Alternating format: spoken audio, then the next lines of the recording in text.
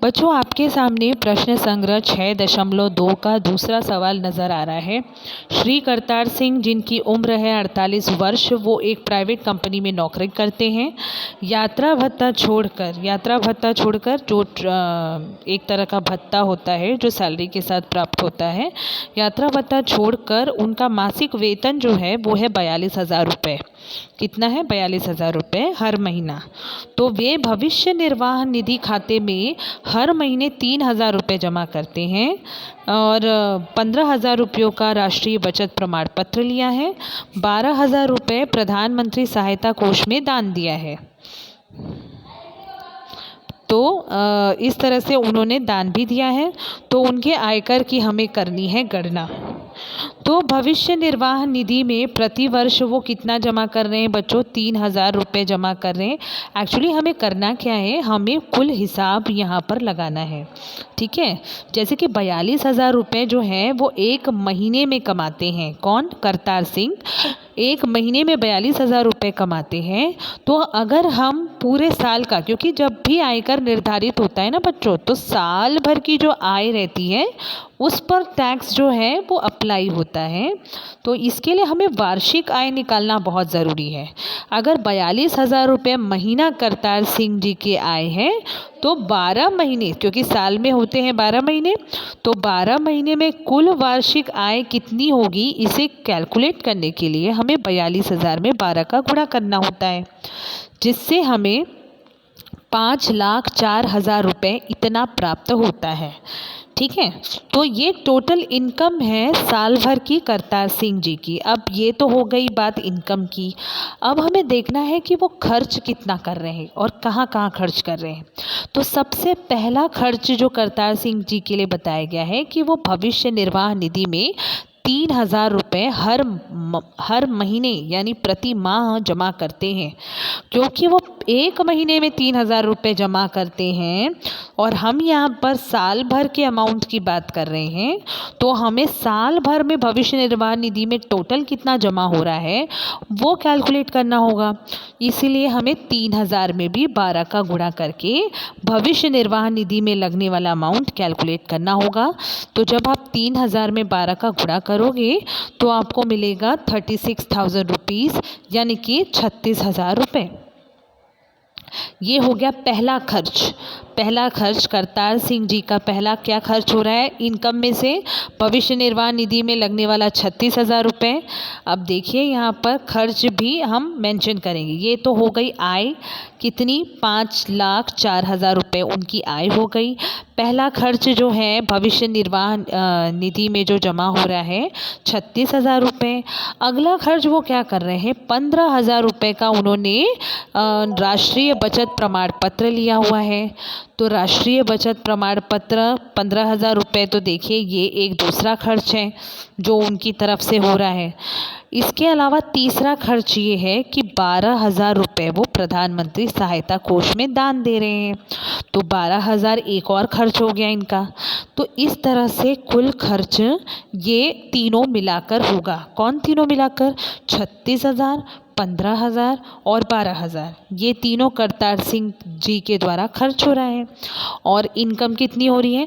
5,04,000। ये पूरा हिसाब आय की और खर्च की ये हमने पूरा का पूरा साल भर का निकाला हुआ है।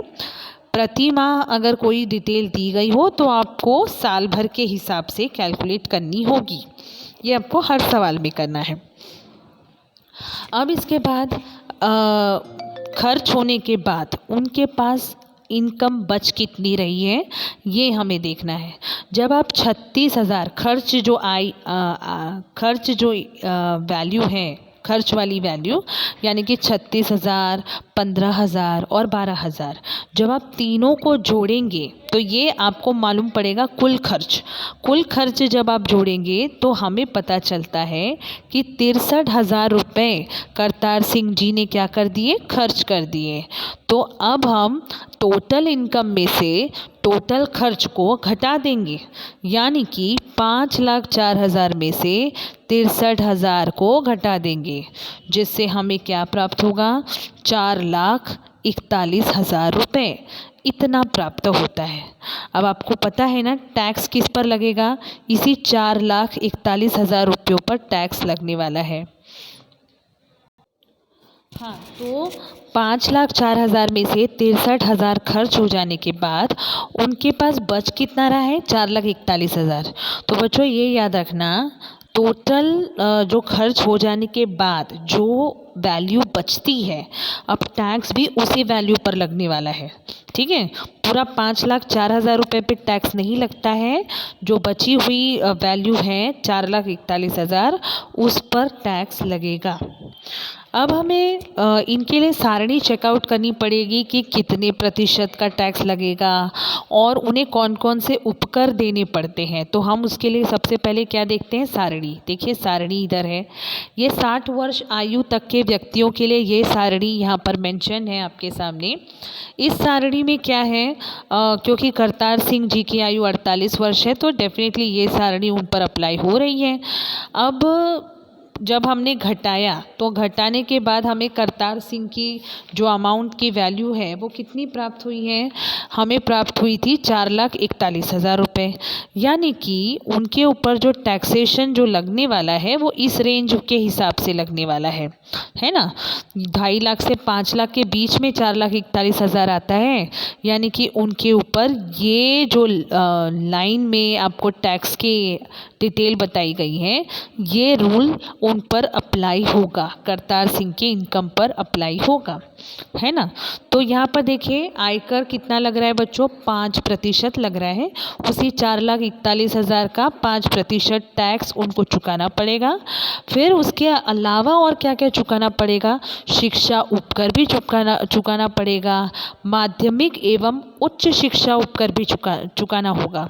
तो आयकर का 2% उन्हें शिक्षा उपकर के तौर पर, किन्हें, करतार सिंह जी को आयकर का 2% जो है वो शिक्षा उपकर के तौर पर, और आयकर का 1% जो है वो माध्यमिक एवं उच्च शिक्षा उपकर के तौर पर चुकाना होगा।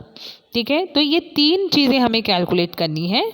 एक जो टैक्स उन्हें लगने वाला है, उसके अलावा शिक्षा उपकर और माध्यमिक एवं उच्च शिक्षा उपकर, ये तीनों हमें कैलकुलेट करनी है करतार सिंह जी के लिए। तो हम लौटते हैं सवाल पर। देखिए सवाल आपका ये है, यहाँ पर हमने देखा कि कर योग्य आय जो है करतार सिंह जी की वो कितनी है, 4,41,000 रुपये है। अब हमें इसी पर जिस हिसाब से देखा था ना आपने 5% कैलकुलेट करना है, तो 5% निकालना है। लेकिन आपको पता है कि 2.5 लाख तक कोई टैक्स नहीं लगता है। अगर एनुअल इनकम 2.5 लाख रुपए है या 2.5 लाख से कम है तो ऐसे व्यक्तियों को टैक्स नहीं चुकाना होता है। तो ये चीज़ बाकी व्यक्तियों पर क्या अप्लाई नहीं होती है। जो भी 4,41,000 रुपये हैं उसमें से हम 2.5 लाख रुपए काट देंगे। क्यों काट देंगे, क्योंकि 2.5 लाख तक के लिए टैक्स अप्लाइड नहीं है। इसलिए 4,41,000 में से हमें 2.5 लाख को क्या करना होगा, घटाना होगा, और घटाने के बाद 5% निकालना है। समझ रहे हैं ना, 2.5 लाख तक कोई टैक्स पे करने की आवश्यकता नहीं होती है। इसीलिए 2.5 लाख को हम 4,41,000 में से घटा देंगे और फिर जो भी अमाउंट बचेगा उसका 5% हम कैलकुलेट करेंगे। तो इस हिसाब से ये हुआ। अब देखिए जब हम 4,41,000 में से 2.5 लाख घटाते हैं तो हमें प्राप्त होगा 1,91,000 रुपये। इसका हमें निकालना होगा 5%। 5% निकालने का मतलब होता है 1,91,000 का 5/100 से गुणा। एक यहाँ छुप गया है रेड मार्क के अंडर में, वेट अ सेकेंड। हाँ देखिए 1,91,000 गुणे 5/100। और जब आप कैलकुलेट करोगे, कैलकुलेट करने आता है ना, दोनों ज़ीरोज़ जो हैं 2 ज़ीरो से कैंसिल हो जाएंगे। इसके बाद 1910 इंटू 5 यानी 1,910 का गुणा 5 से करने पर आपको प्राप्त होगा 9,550। अब ये जो 9,550 जो कि 5% आपने बची हुई आय का निकाला है, उसमें आपको उपकर लगने वाला है। मतलब आपको नहीं, करतार सिंह को चुकाना है। तो करतार सिंह जी को उपकर भी चुकाना है, शिक्षा उपकर चुकाना है और माध्यमिक और उच्च शिक्षा उपकर चुकाना है। तो इसी 9,550 जो इनका टोटल टैक्स कैलकुलेट हुआ है, उसी का 2% जो है वो शिक्षा उपकर के तौर पर यूज़ होने वाला है और उसका 1% जो है वो माध्यमिक और उच्च शिक्षा उपकर के तौर पे यूज़ होने वाला है। तो हमें 9,550 का 2% और यहाँ पर माध्यमिक और उच्च शिक्षा उपकर के लिए 1% कैलकुलेट करना है। सेम जिस तरह से परसेंट कैलकुलेट करते हैं, अभी आपको समझ में आया ना कैसे 5% किया, वैसे ही आपको ये 2% और 1% करना है। देखो यहाँ पे भी हिसाब क्या है, गुणा भाग का हिसाब है। एक ज़ीरो को आप कैंसिल कर दीजिए, फिर 2 पचे 10 कर दीजिए। देखिए ये एक ज़ीरो से कैंसिल कर दीजिए, फिर 2 पचे 10 कर दीजिए और फिर 5 से जब बचे हुए 955 को आप भाग देंगे तो आपको मिलेगा 191 यानी 191। इसी तरह से आपको माध्यमिक और उच्च शिक्षा उपकर को भी कैलकुलेट करना है। आपको 9,550 का 1% निकालना है।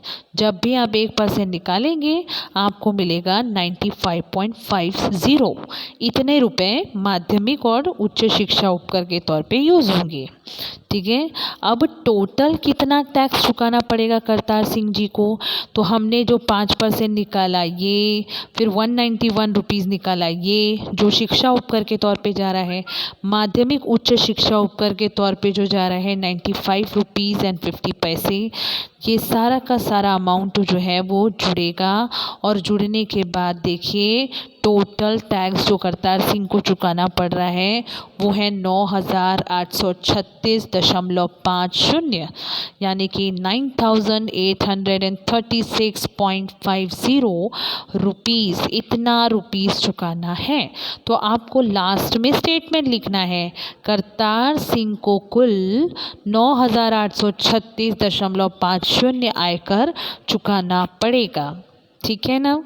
तो इस तरह से ये सवाल हल होता है।